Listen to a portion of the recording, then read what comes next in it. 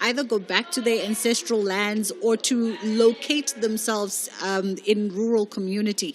What's been some of the engagement around, what's motivated people to seek out the slower way of life? There are so many reasons that are motivating people to move to the rural areas.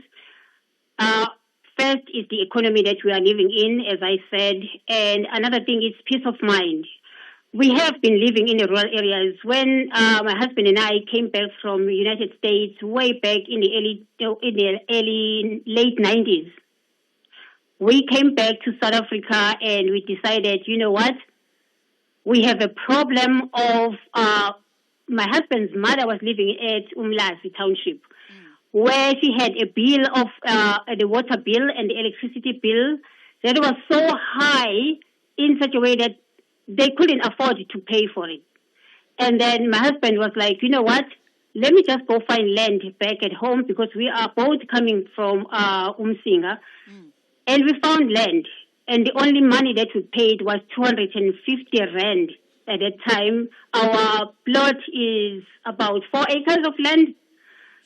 Only 250, and that was not even to pay anything. It was to buy a case of beer for the community so that they can accept us, and we slaughtered a chicken.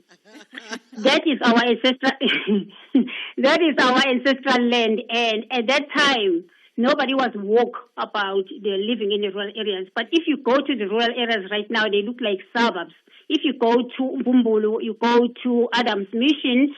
If you go to even where I come from, Umsinga to Gela Ferry, it's another world. Nongoma, going all the way and then going to Eastern Cape. I have traveled most of the rural areas, and people have realized that luxury and luxury living is in the rural areas.